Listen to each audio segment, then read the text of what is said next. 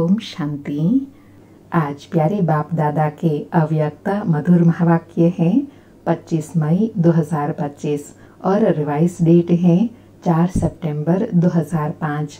आज की अव्यक्त मुरली के सार में दुख हरता सुख करता बाबा ने मंदिर व आश्रम का वातावरण बनाने के लिए कहा कि जब भी कोई बात व परिस्थिति आती है तो दिल से कहो मेरा बाबा। तो कहावत है ना, जब दिल से याद करते हैं तो भगवान हाजिर हो जाता है। बाबा कहे सिर्फ दिल से अधिकार से कहो मेरा बाबा, तो बाबा हाजिर नाजिर हो जाएगा और आपके घर में भी मंदिर के वाइब्रेशंस अनुभव होंगे। फिर पवित्रता का महत्व दिलाते कहा कि पवित्रता सुख शांति प्रेम आनंद की जननी है। पवित्रता मानव का सच्चा श्रृंगार है। पवित्रता नहीं तो मानव जीवन का कोई मूल्य नहीं। बाबा कहे पवित्रता नहीं है तभी तो मानव जीवन को आजकल देख रहे हो। फिर कहा कि आप सब बच्चों का आदि स्वरूप ही पवित्रता है। पवित्रता की रियलिटी, पवित्रता की रॉयल्टी चेहरे और चलन में दिखाई दे।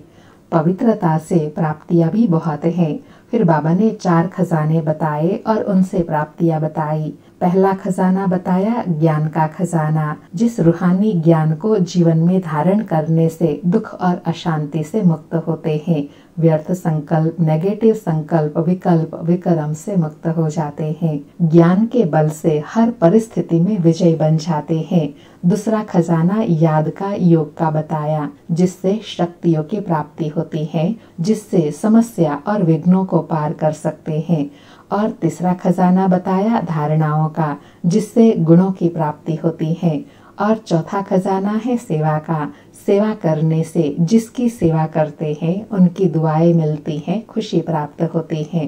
फिर बाबा ने खजानों को बढ़ाने की विधि बताई कि खजानों को स्व के प्रति और दूसरों के प्रति यूज करते रहो। जो खजानों को यूज करता है वह खजानों को बढ़ाता है। तो बाबा कहे सदा यह नशा रहे कि बाप के खजाने मेरे जन्म सिद्ध अधिकार हैं। संगम युग में ही बाप द्वारा अखंड भाग्य का वरदान वर्षा प्राप्त होता है। फिर बाबा ने सहज पुरुषार्थ की विधि बताई। कहे सबसे सहज और कुछ भी नहीं कर सकते हो, सिर्फ एक बात करना। एक बात तो कर सकते हैं ना, अमृत वेले से लेकर सबको जो भी मिले उसको दुआएं दो, दुआएं लो। चाहे कोई क्रोधी भी आवे, लेकिन आपको दुआएं देना है, दुआएं लेना है। बाबा कहे दुआएं तीव्र पुरुषार्थ का बहुत सहज यंत्र है। जैसे साइंस में रॉकेट है ना, तो कितना जल्दी कार्य कर लेता है। ऐसे दुआएं देना और दुआएं लेना, यह भी एक बहुत सहज साधन है आगे बढ़ने का। फिर सहज पुरुषार्थ की दूसरी विधि बताई कि बाप दादा के दिए हुए वरदानों को सदा याद रखो तो सदा खुश रहेंगे। कौन सा वरदान दिया है बाबा ने? अगर आपको कोई दुख देवे तो आप दुख नहीं लेना, क्योंकि बाबा कहे कोई अगर दुख देता है तो उनको दुख देने के बजाय सुख देंगे तो उनसे दुआएं मिलेंगे ना, तो खुद भी सुखी रहेंगे और दुआओं का खजाना भी भरपूर होता जाएगा। शुभ भावना, शुभ कामना रखनी है। फिर कोई को भी परिवर्तन करने के लिए 2 मैजिक शब्द बताए, शिक्षा और क्षमा रहम। बाबा कहे अगर रहम दिल बन के शिक्षा देंगे तो आपकी शिक्षा काम में आएंगी। अगर रहम दिल बन के नहीं देंगे तो शिक्षा एक कान से सुनेंगे, दूसरे कान से निकल जाएंगी, शिक्षा धारण नहीं होंगी। बाबा कहे क्षमा स्वरूप से शिक्षा देने से आपका कार्य जो चाहते हो यह नहीं करे, यह नहीं हो, वह प्रत्यक्ष दिखाई देगा। आपके रहम दिल बन शिक्षा देने का प्रभाव उसकी कठोर दिल भी परिवर्तन हो जाएंगी। और कहा परिवर्तन का कार्य चैरिटी बिगिंस एट होम करना है। परिवार में अगर कोई दुख देवे तो भी दुख लेना नहीं है, दुआएं देना, रहम दिल बनना पहले घर वालों से शुरू करना है। बाबा कहे आपके घर का प्रभाव मोहल्ले में पड़ेगा, मोहल्ले का प्रभाव देश में पड़ेगा और देश का प्रभाव सारे विश्व में पड़ेगा। अर्थात दुआएं देने और लेने का सिलसिला सारे विश्व में फैलता जाएगा। और बाबा कहे मंदिर में मूर्ति के सामने जाओ तो वह भी क्या करती है, दुआएं देती है ना। उनके सामने कहते भी है मर्सी दो, दुआएं दो। तो बाबा कहे यह समझो कि आपके सामने सारी विश्व की आत्माएं हैं। जो आपसे दुआएं मांग रही है, रहम मांग रही है, तो बाबा कहे उनको दुआएं दो, रहम करो। सुनते हैं अव्यक्त बाप दादा के महावाक्य। दुआएं देते दुआएं लेते हुए घर को आश्रम बनाने की विधि।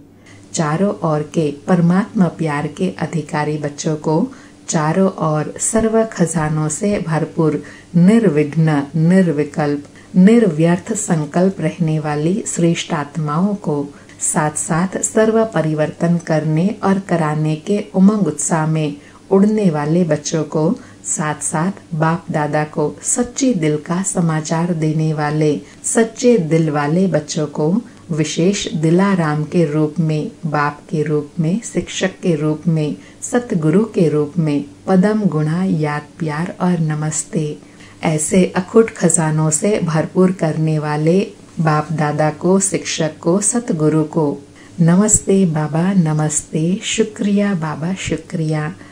आज का वरदान है भटकती हुई आत्मा को यथार्थ मंजिल दिखाने वाले चैतन्य लाइट हाउस माइट हाउस भव। भटकती हुई आत्माओं को यथार्थ मंजिल दिखाने वाले चैतन्य लाइट हाउस माइट हाउस भव।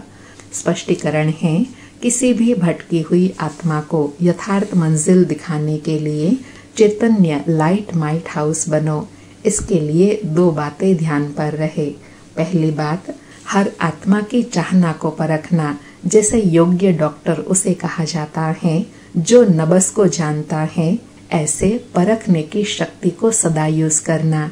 और दूसरा, सदा अपने पास सर्व खजानों का अनुभव कायम रखना। सदा यह लक्ष्य रखना कि सुनाना नहीं है, लेकिन सर्व संबंधों का, सर्व शक्तियों का अनुभव कराना है। बाबा ने लाइट हाउस माइट हाउस बनने के लिए दो बातों पर अंडरलाइन कराया। एक तो बाबा कहे परखने की शक्ति से हर एक आत्मा को परख कर उनकी चाहना को पूर्ण करना, और दूसरा सर्व खजानों से अनुभव करके, और दूसरा सर्व खजानों का स्वयं अनुभव करके फिर दूसरों को अनुभव कराना।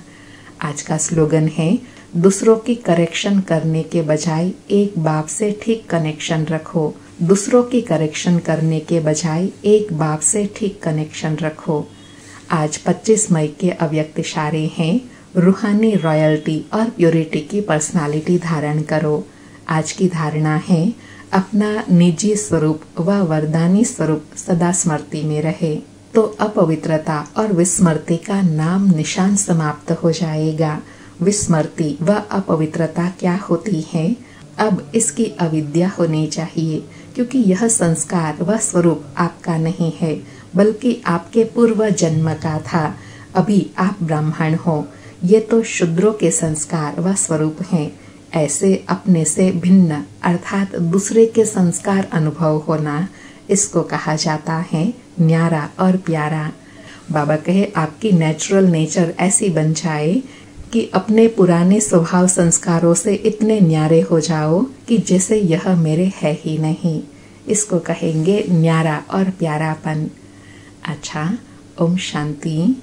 फिर से प्यारे बाप दादा को शुक्रिया बाबा, शुक्रिया। सर्व खजानों से, वरदानों से भरपूर करने के लिए शुक्रिया बाबा, शुक्रिया।